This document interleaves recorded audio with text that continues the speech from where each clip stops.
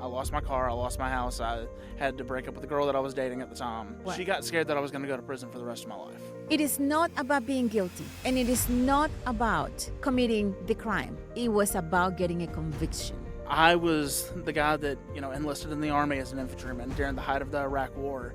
I never fought over there, but that was my intent. They've taken a guy that's willing to do anything to protect the people around him to somebody who absolutely hates Fulton County. Hello, friends, and welcome to one more episode of The Setup here in SM Studios. Today, we're going to be interviewing one of the co-defendants in my case who decided to come forward and tell his own story. I want to keep his name on the dark at the moment, but I want the people to hear what he has to say, what he has gone through all these long 8 years. It's very interesting that we learn a little bit about the other side of the people that was involved with me in charge alone in this case.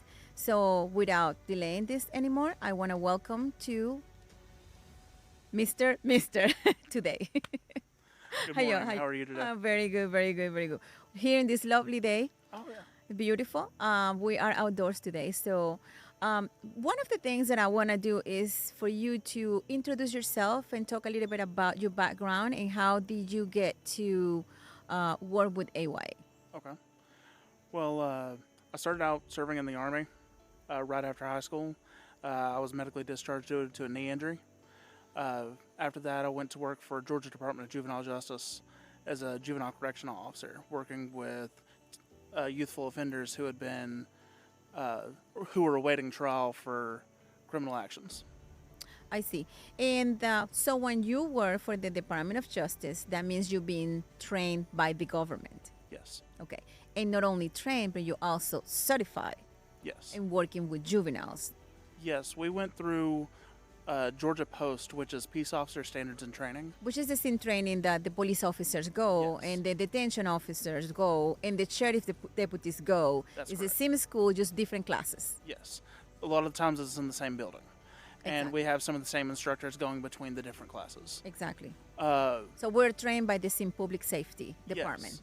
Yes. We went down to Georgia Public Safety Training Center down in Forsyth, Georgia, and went through a 4-week academy that taught us use of force, which is a physical intervention, and mechanical restraints, as well as dealing with the emotional aspects of dealing with youthful offenders. Because a lot of these kids do have issues from home as far as psychological abuse, all kinds of stuff that just, it makes them at risk of having to be in these situations like at AYA. Correct. So having this said, I want to clarify to the audience and the people who's following the setup that rather than portraying you as the media did, like you are negligent and you didn't know what you were doing, and all the people working in AYA didn't know what they were doing, they were all negligent and without training, you actually had specific training Yes. to use of force, and specific training to, because the use of force varies depending on between juveniles and adults. Yes. So why don't you talk to us a little bit about the training that you got with the Department of Justice, the Juvenile Justice, about dealing with aggressive juveniles. Okay. Whenever we went through with Georgia Department of Juvenile Justice, we actually used what's called the use of force continuum. And it's basically graduated steps of your use of force. So the first step would be officer presence. Usually 99% of issues are solved by a correctional officer being present at the location. Just what we call the uniform. Yeah, the uniform, the badge, however you want to see it. Correct.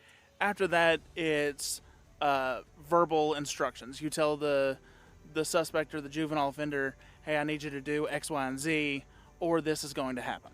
Correct. After that, you use what's called soft hands, which is basically, put your hand on their shoulder and try to guide them to where they need to go. Correct.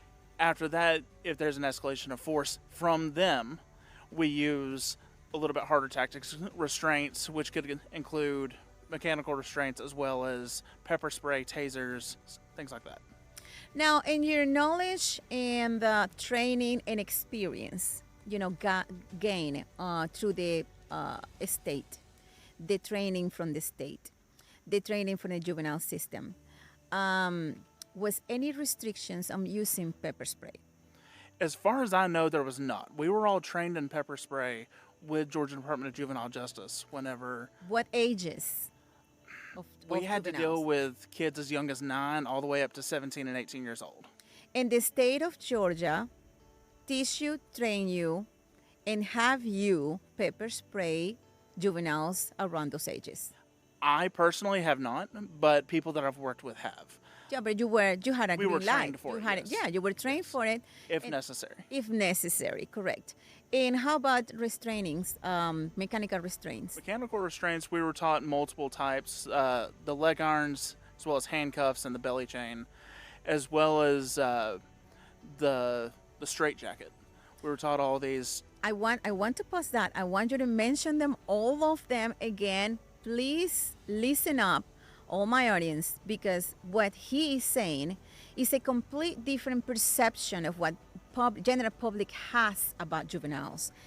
General public thinks that we cannot, as law enforcement officers, we cannot restrain juveniles. So go over it again. You were trained and you were authorized by the government by the Department of Justice, okay, that you could use which level of force? Of restraint, I'm sorry, of restraint? Yes, the Department of Juvenile Justice allowed us the opportunity to be trained in mechanical restraints, which includes handcuffs, Correct. leg irons, and what's called the belly chain, which is basically the chain. a chain that goes around your stomach, and the And holds your handcuffs are hands. hooked between them and keeps the offender's hands low near the waist so they can't reach out and choke around the officer's neck, which has happened before, which is why Absolutely. we use that. Absolutely, absolutely. And then the jacket. Yes, we also were trained with a straight jacket for offenders that were having such as kind of like a mental breakdown or anything. I've never personally used it, but we were trained to use that. Trained to use it. Okay, so in the case that you needed to use it, you knew were how to trained, use it. yes. Okay. Then there is another part of restraining, which is the pepper spray, which I think out of all the use of forces, pepper spray is one of the most noble Yeah. and soft, what we say, tool utilized to control somebody. Yes. So we were also taught about disintoxicating, right? Yes. So tell us a little bit about that. So you're trained on using it and you're trained on cleaning the person. Yes, we were. So yes. OC spray or Oleracin capsaicum is actually derived from a pepper that's the oil of capsicum, which is the Latin term for it. And that's what's in the OC spray. Whenever it goes into your eyes and as well as your nose, it causes a mucus effect, which allows you to temporarily be incapacitated, not necessarily out of your mind, but just where you're focusing more on the pain in your eyes and your nose until you can be restrained. Yes. After that, there is a detoxification time that allows for us to rinse out your eyes and face and get that pepper off of your face. And then pepper out of face. Exactly. So basically all this trained and you were certified because it's Yes. not only training, it's also getting certified on using Yes. every one of the things that you just said. That's correct. And we had to have the spray used on us as well. Exactly. That's part of the certification process. Right.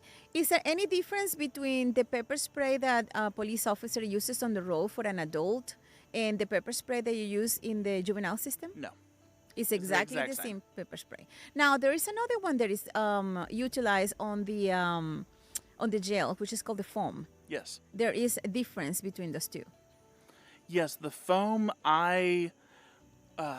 the time of my training actually overlapped with that. I was given a familiarization course with it, but I didn't go through the actual course for that one yet. That's why I never used it. You never used And so I can't speak educatedly about that. about that one, but you have knowledge. I'm familiar with it, You're yes. familiar with it, so you were educated on it, Yes. but not certified on it. Yes. Okay.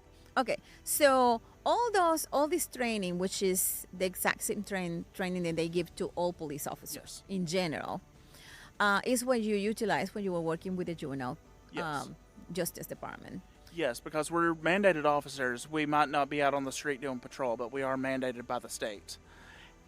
Correct. Yes. Exactly. Well, what we're going to do right now, we're just going to go to a short break, okay? And we're going to come back with a little bit more information on what is it that they were doing, or what is it that they're doing to stay completely out of trouble when dealing with juveniles. We'll be right back, and we'll continue to talk about what is here in the setup. Welcome again to the setup, and here we are interviewing one of the co-defendants in my case, who has come forward today to tell us a little bit about his experience and everything he has gone through. So we're gonna, without delay, talk to Mr. We're going to keep his name out of the this podcast, but we're gonna hear what he has to say. So one of the questions that I have for you today is how, so we learned a little bit about your background, your training, your experience, and your knowledge. So now, what brought you to AY? Well, at the time I was working with Georgia Department of Juvenile Justice, and my former supervisor, which is actually one of our co-defendants, I'll just call him C, he was recruited to come work at AYA several months before I was. And he called me one day and said, hey, I'm working at this school, it's up in Roswell, and we're able to help kids that are going to keep them from going to jail. Judges are sending kids to this program, allowing them to come and actually have a diversionary program to keep them out of jail. I had been working with Department of Juvenile Justice for several years at this point, and the whole system is basically gladiator camp. They put a kid that shoplifted a remote control from Walmart in the same room with somebody who stabbed two people whenever they were doing a drug deal. Wow, that's inside the corrections. That's inside Georgia Department of Juvenile Justice. And the types of people that I was dealing with, if they had some kind of program before they came to jail, they probably wouldn't be in the situations they were in, because they're just making them better criminals. Well, the AY, that was the purpose of AY. It was an alternative to incarceration. Yes. So you came to AY because you liked the idea.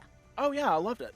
Because I've always wanted to help kids. I'm an Eagle Scout. I actually used to help out with the Scout program.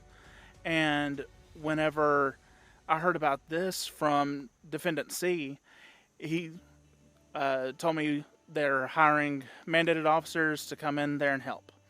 And that's all I wanted to do. So I came in and I was told to bring my certifications from the state, as well as any other accreditation and training that I have. Mm-hmm. So you were actually asked by AY to bring all your certifications and training along? Yes, all of my certifications were brought up there and handed in.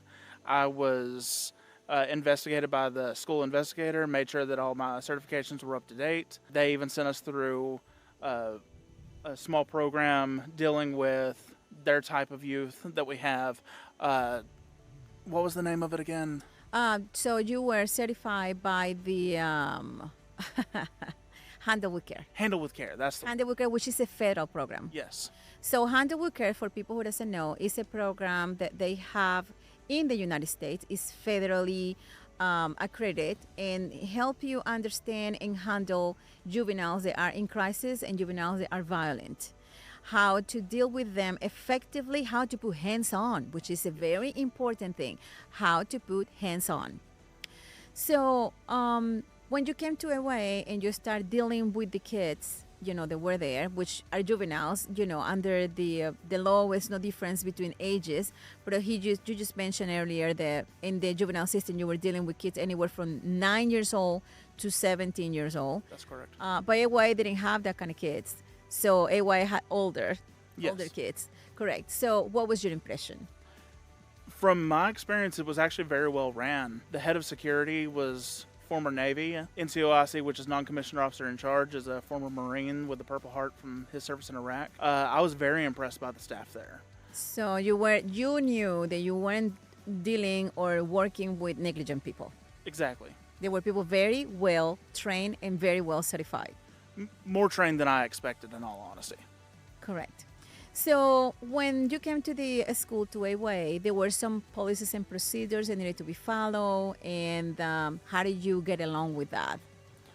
I got along with it fine. We didn't have any issues as far as the policies. It was, we would come in every morning about 6 a.m., do some morning physical training, send the kids to class. They would come back to us if there was any disciplinary issues, which usually would result in some push-ups or something like that, send them back to class. Exactly. You think it was excessive? No, not at all. Nothing that you didn't do in the military yourself? No. The military, as well as in law enforcement, we were treated a million times worse. Military worse, exactly. The program, as far as I can tell, was ran better than the Georgia Department of Juvenile Justice, just because of the fact that you didn't have to resort to physical intervention as much, if at all. Exactly. So in the Department of Juvenile Justice or in the juvenile jails, usually when a juvenile is out of control, they can't control with any of the protocols that they use, to control them. What do they do with them? There are jail cells that are isolation. Solitary confinement? You are locked down. If you walk, you won't be in there as long. They have what's called a cool-off period, which allows the youthful offender to go in there, sit down in their cell that's locked and monitored by an officer that allows them to kind of, cool off a little bit. Correct. However, they do have, just the same as adults, 24-hour lockdown if they're violent offenders and attacking people. We had multiple officers get punched in the face. I was punched. I was stabbed one time in the hand. It's a dangerous place to work. And I've worked with adults and juveniles, and as far as violence, the juveniles are 10 times worse than the adults. 10 times worse because they don't think of consequences. Yeah, they don't have the cognitive ability to actually think about the consequences. Long-term consequences, yeah. Yes. Exactly. So juveniles, you can agree that juveniles are going to be a way more violent and more difficult to handle than adults. Oh, yeah. I would go back to work with the adults in a heartbeat. You couldn't pay me enough to send to go back to work for Georgia Department of Juvenile Justice. Yeah, I can tell. I can tell because I've seen what's happening too. I've been in it. Oh, yeah. So I know what happens.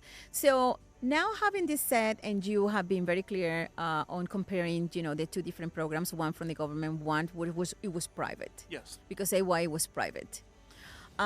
Is there anything that you can tell anyone that concern you about AY? As far as practicing? Nothing that I knew of. And I'm the type of officer that if I had seen something that was going on, I would have said something to someone. I would have called up the state and said, hey, y'all need to look into this. Because as a mandated officer, we are required by law and by our certification to inform the government if there's something going on. That is correct. And during the time in AY, how long did you serve AY? I started there at the end of February of 2015 through August 17th of 2015. 2015, yeah, which was the time of the fight. Yes. So we're not going to talk about the fight today, but that was the time of the fight. Okay. So having this said, do you think AY, any way of form, because you just mentioned kids were sent over there by judges. Yes.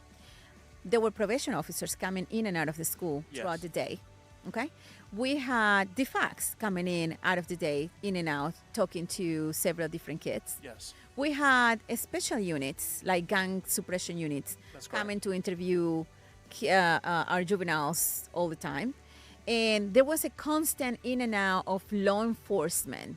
Oh, yeah. Almost every morning. From the government, yes. Every morning whenever we were opening, there would be an officer from Roswell Police Department standing there with us. Correct. They saw everything that was going on, if not 2 or 3 officers. Well, you remember that the program had also kids from the police department. Kids are the officers' kids. Yes. In the program as well. So we had the police inside. Of course. Okay. So a lot of people is on the impression because the media had tried to sell the story, their narrative. And then one of the narratives they're trying to sell is that we were in the obscure, dark, and no one knew what was going on behind doors, which is a complete lie. Yeah, I remember seeing a billboard on the side of I-75 for the program. And Atlanta Journal-Constitution, as well as there was one other article that I read about it. Yeah. Correct. So there had been a lot of traffic in and out of the program with government officials. There were actually DAs. Yeah, I remember district attorneys, officers coming from different district attorneys' offices, coming to walking the program. We had the presence of several juvenile judges I remember that. coming and walking through the program, interviewing kids and sitting with them and so forth. That was needed for them to send kids to our program. Yes. Okay, so you saw all that, and how did that make you feel? It actually made me feel very confident in the program. It made me feel like we were doing something right and actually making a difference. Actually making a difference. And with this idea, we're just going to take a break again, and we will come back a little bit more with what happened to him throughout all these 8 years and all this catastrophe that went on after August 17, 2015. We'll be right back. This is The Setup with Dr. Beltran. Welcome back to The Setup. This is Dr. Beltran, and we're going to continue interviewing our guest today, which is one of the co-defendants from our case, my case. And with very, very important information that has not come out. So without delay, again, welcome back. Thank you. And I really want to thank you for coming out there and actually giving your part of the story. Of course. There are 5 co-defendants, and you are the only one that has come forward at this point. One of the things that we want to talk about in this segment is about August 17, 2015. Yes. Okay, I was not at the center that day. No. I was out, and something went down, and it's what set all this off. So I just want you to tell us in your own words what went on that day. Of course. On 17 August 2015 at about 3 o'clock in the afternoon, I was coming out of the education area of the school and heard a commotion in the front lobby area between defendant C as well and one of the students. I heard raised voices, and I wasn't sure what was going on, and as part of the security staff, I felt that it was my job to go over there and check on it. Whenever I walked into the room, the youth stood up and became aggressive, and so I stood on one side and defendant C stood on the other, as well as another co-defendant that we'll just call D today. The youth decided that he wanted to be combative, and the way I remember it is he either pushed or punched at defendant C, and whenever he did that, that's an escalation of force on his part, attacking one of the security staff. So we restrained him and took him to the ground to provide security for ourselves, and attempted to apply mechanical restraints. Just to make sure that we clarify to the audience, when he's talking about the defendants, he's talking about certified officers. Yes. They are all post-certified, and they are all trained to their teeth to deal with juveniles. It's not random people from the street as the media wants to portray. That's correct. Correct. And the DA's office wants to portray that these people have absolutely no training. Yes, Defendant C was actually my supervisor at Georgia Department of Juvenile Justice, and he was the one that told me about the program. Correct. And he is the one, he probably has more certifications that you do, more training. Yes. Because he was a supervisor. Yes, he was a supervisor. He was also a Navy veteran as well. Exactly. So moving forward again, or back into the fight. So you guys restrained this juvenile, and then something else happened. What happened? During our restraint, another youth that we'll just call N came running out of the side area that was an isolation section of the school that did not have doors or locks on it. It was just a room for the youth to sit down. It's like an ISS. Yeah, kind of in-school suspension. Right. And he came out, so Defendant C stood up and restrained him to protect us from being attacked, while I stayed on the ground holding the original youth. Following that, he was restrained. Once Defendant C came back, I was actually able to have him put in restraints. I believe Defendant D actually put the restraints on him. And while we were doing that, another youth that we'll call H came running out of the back bedroom or back kitchen area with what's a squeegee, the long floor squeegees. The commercial one, which is very heavy, so metal. Yeah, and it was projected at the back of my head, actually cutting the back of my over my right ear. And I stood up, disengaged with the original youth that was on the ground and in restraints at this point, secured her against the wall, while another individual that worked there that was never indicted, Officer D, was able to apply restraints to that youth. Correct. So all this was going on, and it looks like a riot. Yes. Like you're dealing with one juvenile, and then the other juveniles that were totally unrelated to the situation started popping from different rooms, from different scenarios. Yeah, we had actually been hearing about them wanting to start a riot at the school for a long time now, probably at least a month. And it was going to involve the students that were staying at a off-site location altogether. Not only that, but also what we found out years later is there is an organization, an outside organization, working along with an outside attorney. They were putting these people, getting these people together and empowering them to attack back. Yes. Okay? So we find out later, years later, that this is what's going on. Yes. So this video of this fight was put in front of the judge, Judge Krause. Yes. In the courtroom. Okay? And we found two things. One of the things that we found is one of our co-defendants was overcharged. Yes. So they had to remove indictments. They removed one of my indictments as well. And they had to remove one of yours as well. So they were overcharged, meaning whoever put the charges in this exaggerated and it actually put the presence of you on some other videos, on some other scenarios that were running there. Then when they played the videos in court, they weren't there. Yes. And that was one of your cases. Yes. Okay. And I want you to know that my attorney also requested for me to be removed from those charges because I was not even in the building that day.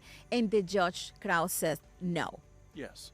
She denied to remove me from the videos. That's correct. And from those charges because I'm being charged for what they're being charged. So I'm like the mom of the case. Whatever they were charged with, I am charged as a second degree. One was some on first degree, another on second degree, for a place where I was not there. I did not give the order. I did not promote it. And there were several policies and procedures in place on how to deal with this, right? And everybody was doing everything by the book. So much to the point that the judge, what was her last comment after she saw the videos? If I remember correctly, it was, I don't see any abuse in this. And whenever we actually, this is getting ahead of ourselves, whenever we actually were pressured into pleading guilty, she said, I don't think that y'all went in there with any intent to have any harm, and I don't think that y'all are the type of people who would go out and cause harm now. Having that said, this is a very important thing. The judge, listen to this, the judge did not find you guilty. That's correct. Why did you plead guilty? I was facing 25 years in prison for defending myself and my co-defendant, Officer C. And that would take me away from my family, including my father who has Parkinson's and requires 24-hour care, taking me away from my wife that we had just got married into 2020 during the pandemic. And I didn't have much of a choice. It was And this has been very expensive to deal with, attorney-wise. I had to deal with attorneys, or multiple attorneys. My original one was asking more than half a year's salary. I wasn't able to pay that, so I was dropped and had to represent myself for the first while until I was able to find an attorney that I could actually pay. I'm not a rich person by any stretch of the imagination. I live paycheck to paycheck, just like most of the people watching this. And to find an attorney that was going to represent me, I had to do payments. I couldn't even pay it all at one time. So going back to, I want to ask you this question. Do you feel in your heart that you did any damage? Do you feel guilty in your heart? Oh, absolutely not. If it was all to do over again right now, knowing everything that I was going to go through, I wouldn't change a thing. I did exactly what I thought was right at the time, and I still think that I did what was right. I honestly believe that if I had not engaged, I would actually feel worse about the situation, because I'm not the type of person to actually allow one of my friends to be attacked, especially whenever I see that person as a threat. He had been making threats towards staff multiple times. That's the reason why he was isolated, sitting in the lobby area. And given the fact that we had found knives and had threats of violence, it was the only action that I had to be able to go over there and restrain him, to keep my fellow officers as well as the students that we were supposed to be protecting from getting hurt. Not only that, but we do know there were a small group of AYS students that have been sentenced to life. Yes. Yeah, and they have really done harm as juveniles. So we're not talking about, and of course, not all of them. We have another group of juveniles that went to AYA. They were just kids. They were easy to handle, and they were respectful, and they got the training. They understood what it was and went right back to their normal lives, and they were put right back in their schools and their lives. But there were another group that was not like that. And this other group presented a huge risk for our lives. So one of the things that I always said is they are so manipulative of what is happening or what happened in AYA. Like the life of these children were at risk, when in reality it was our life, the ones that were at risk. Yes. Would you agree? I would agree with that completely. Some of the youth that were at the school were truly a danger to themselves as well as Yes, the other people and their who were in the parents. school. There was one young man that he had punched his mom multiple times, and they had brought him there as a last resort before they were going to press charges on him. And we have one of the fake witnesses Yes. who started this. The Dora tried to burn their own little brothers alive. So, and she has multiple times harmed them.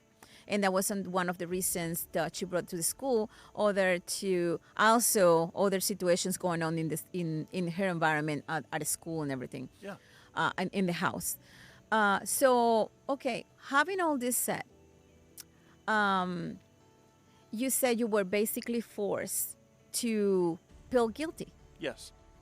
So you felt intimidated. Yes. You were thinking, my life's going to go away. I'm going to go to prison, for something that I didn't do. And I don't have the money to defend myself. So basically the DA intimidating you because the judge already said that you guys didn't do this on purpose. Yes. You guys didn't mean for anything to happen. So she's kind of putting it out there a little bit like, what happened? Yes. Okay, what happened? So it really nothing happened. I don't think Because she anything out said of the it. ordinary happened. She said it. I don't see the abuse. She said it. With everything that I saw at Georgia Department of Juvenile Justice, that day was tame by comparison. That is correct. That is correct. However, throughout all these 8 years, you already have suffered a lot of consequences for this. Yes, I was arrested twice for the same charges. That was another thing, yes, Yeah. because we got arrested first, and then some of you, the record disappeared. Yes, I was arrested by the county that I live in on April 2nd of 2016 while I was working for another agency at the time. I had gone back to work for the state with Georgia Department of Corrections at this point. And I was put on the ground in handcuffs, had my pistol taken off the side of me, sat in a jail cell for multiple hours in the county that I live in, then moved to Roswell, sat there for the rest of the night, moved to Fulton County, and then fast forward to, I think it was about 2 months later, I went down there to do an address change. They took the address change and put it in the complaint department, gave it our case number. Fast forward to 2019, whenever the indictments start coming down. Mm-hmm. They say I was never arrested. The question for this is, how was I able to go down there and do an address change for this case if the case didn't exist and I didn't know about it if I was never arrested? Okay, so with you going through all these motions, 8 years, Yes. 8 years for them to offer you a plea. Yes. I was finally offered a plea after being arrested for the second time in 2020 in February. And I want to make this clear for the audience. He was arrested for second time because they lost the first arrest. They couldn't find it in the system. Yes. This is Fulton County. Which the original arrest caused me to lose my job with Department of Corrections, which meant that I had no money coming in. I lost my car, I lost my house, I had to break up with the girl that I was dating at the time. Why did they break up? She got scared or what? She got scared that I was going to go to prison for the rest of my life. So we are going to talk about that in one opportunity because our our love life has gone through hell throughout these 8 years as well. Yes. She thought that I was going to go to prison for the rest of my life, if not a large majority of it. She said, I don't want to deal with this, I'm sorry. And she left. She left. So fast forward to 2019, I get a letter in the mail saying that we're being... Welcome back to the setup. we're here interviewing one of the co-defendants in AYA, and what has happened to his life after all these indictments and double arrests and all this stuff that has gone. How has this affected his personal life? So tell us a little bit more about, share with us a little bit more about what happened to you after all these events that occur throughout these long 8 years. Okay. Following finding out that AYA had been raided by GBI following the 17 August incident in 2015, I found out by watching WSB News. One of my co-defendants actually called me and said, "Hey, turn on the news. Our school's been raided." So at that point, I didn't have a job, so I went to work with Georgia Department of Corrections. I didn't know that I had charges against me. I didn't have any indication that anything would ever come of this. I thought that it was just done.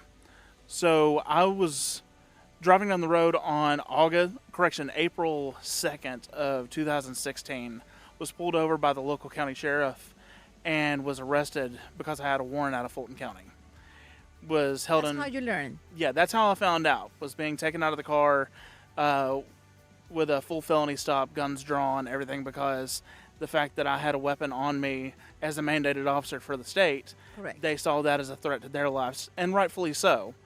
So that's I was training. That's part of the training. That's the officer training. I was placed on the ground. I had my firearm removed from my hip. I was placed in handcuffs, put in the back of the car, and that's when I found out you have 2 warrants out of Fulton County for cruelty to children. Huh. So I was held in the Shock, county jail. I imagine. What cruelty to children? At first, I thought it was somebody messing with me.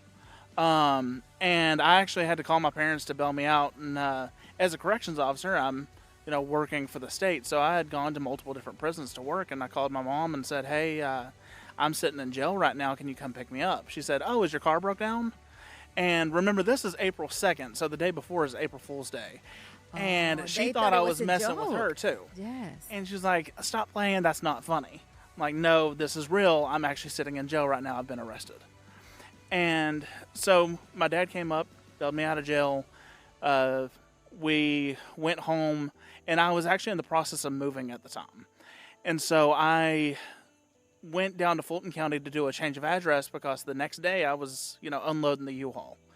And so they had told me, "Yeah, come on in, do your change of address, everything will be fine."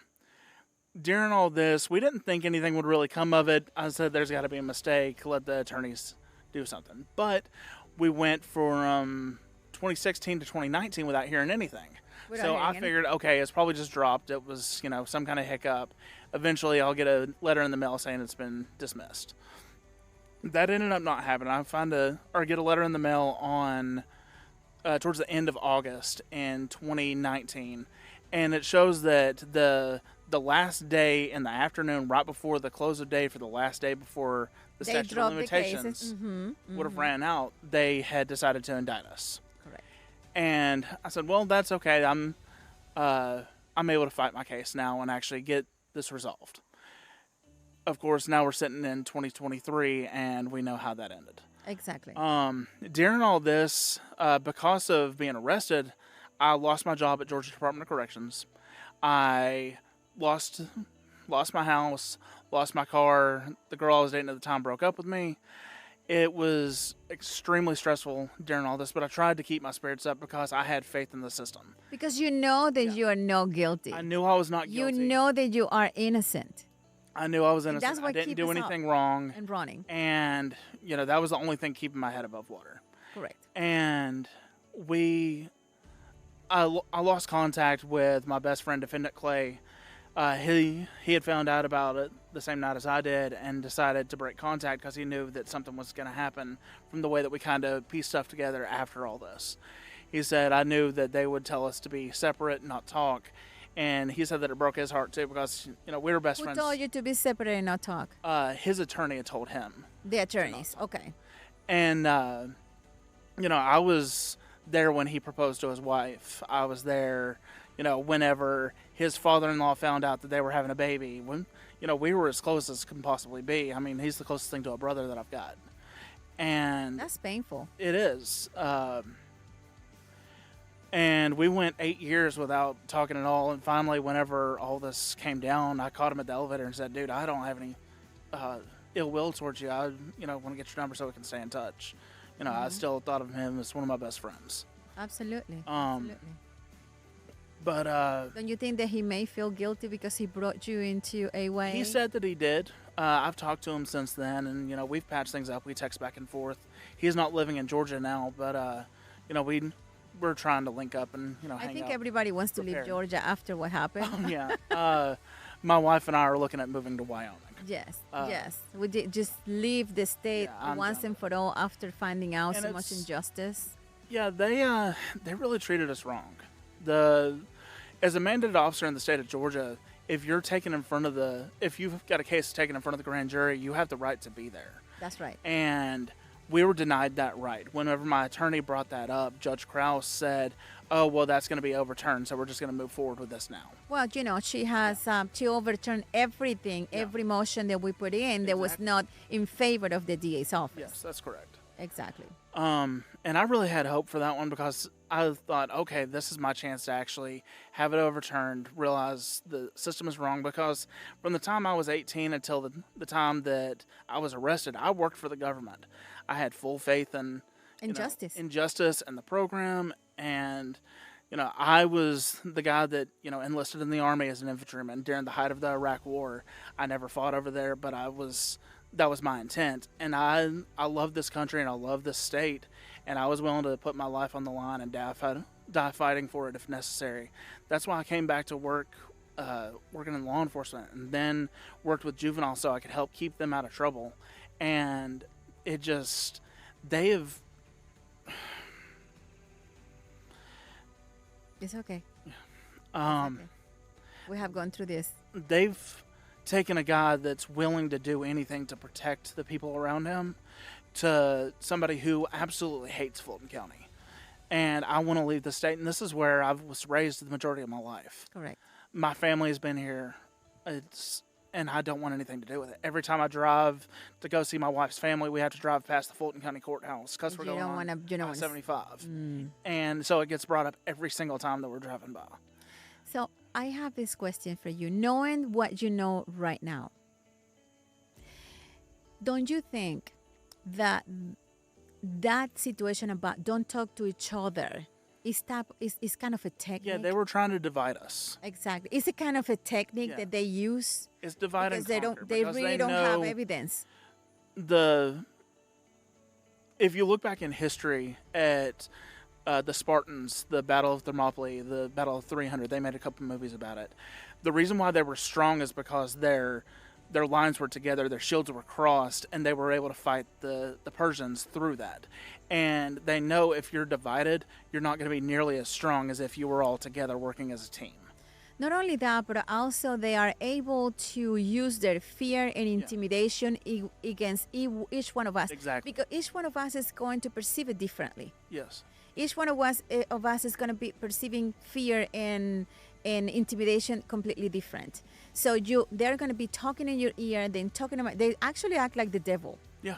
Talking in your ear, talking in my ear, talking in the ear of the other, and with the intention to not only turn us against each other so they can have something, but also to manipulate us better so we can be convicted. Yes. Because in reality, and one thing that I want to close this today with this idea, okay? And I think that you will agree with me.